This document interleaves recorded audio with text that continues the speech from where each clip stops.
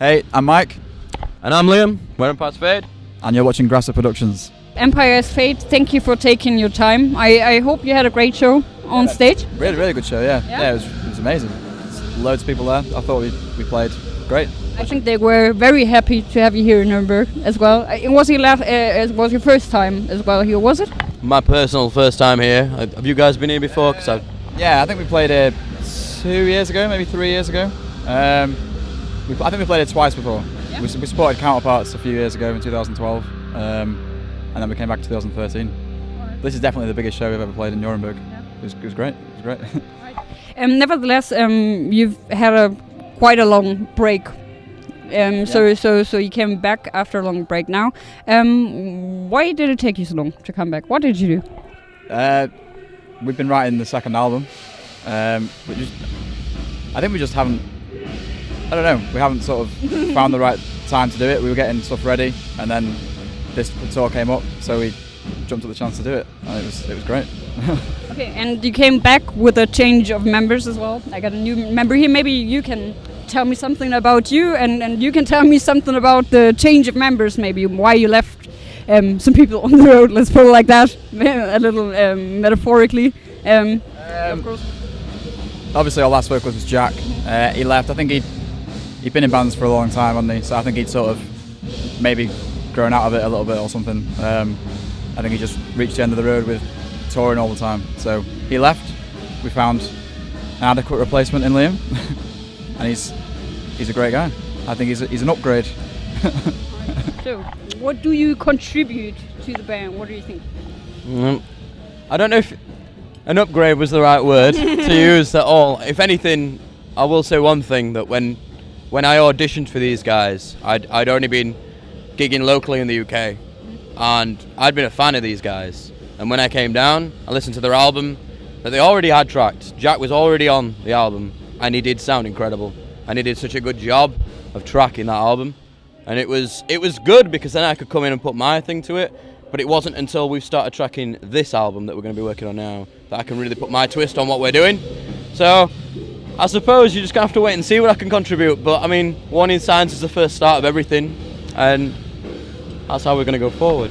So you're taking away my next questions, because I wanted to know what your fans can expect. So is it going to be a completely new direction? You said before, so Jack wrote the songs, I suppose, and you just contributed your voice and your style of voice in the end, I suppose. I think the lyrics were mostly actually written by these guys. They don't collective thing. Yeah, we sort of wrote them as a band, and then Jack had recorded everything, and then Liam came in and obviously recorded over it. But this time he's involved in the writing process and stuff. So I'm sure he feels much better about the whole situation.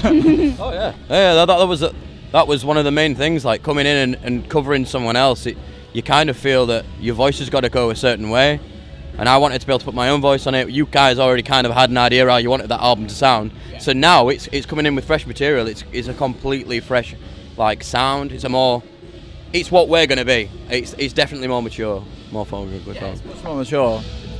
Don't expect every song to sound like Warning Signs, but because that's by far the least heavy song on everything that we've written. There's still heavy stuff. There's still lots of Liam and screaming and stuff.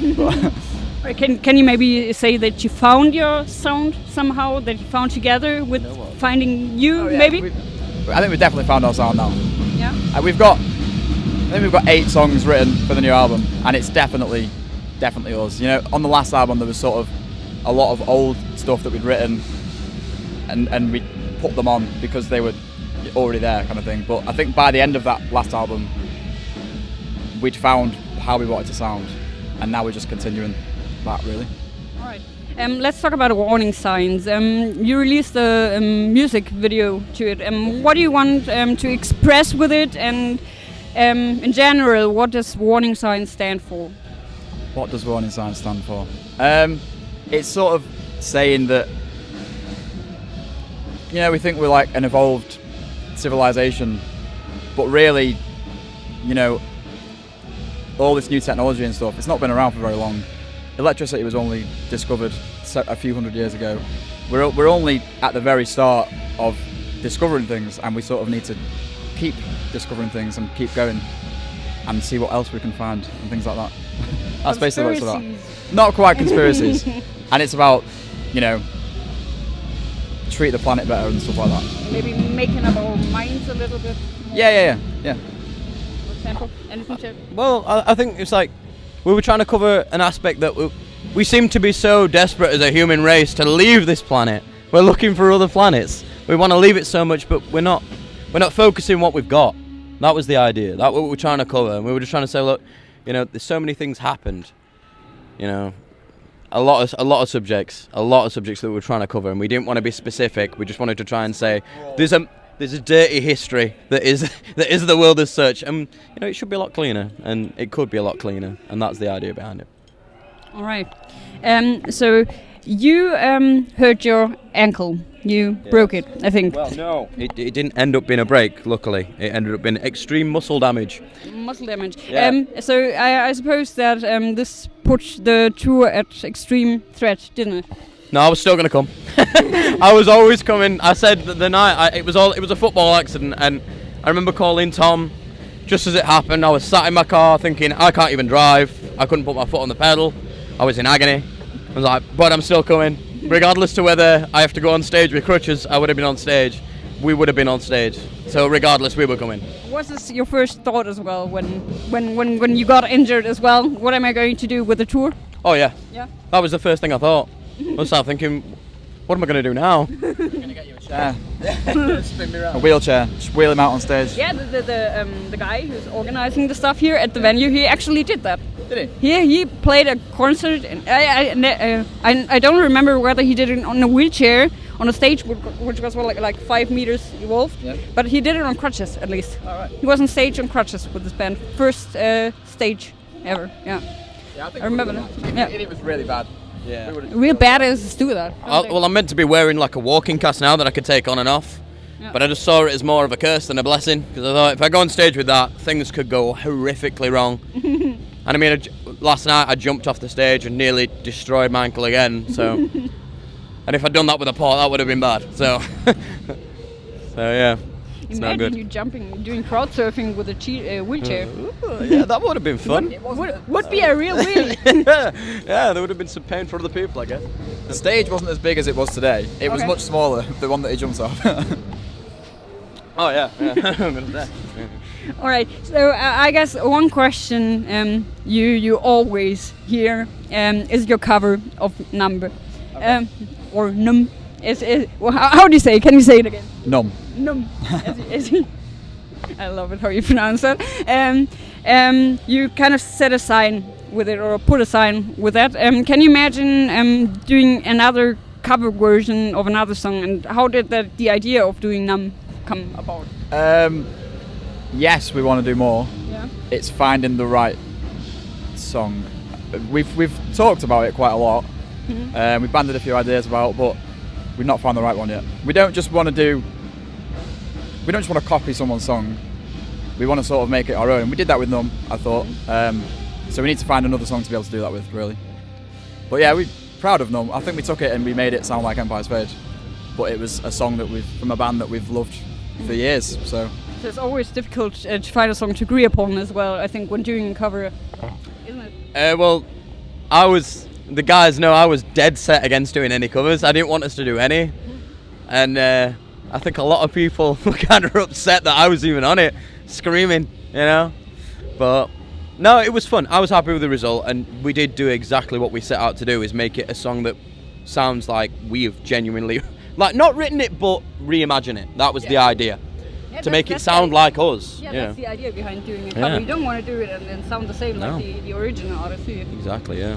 Yeah, and what is the reason why you don't play it live then? So at least not tonight. We may do in the future when we have a longer set.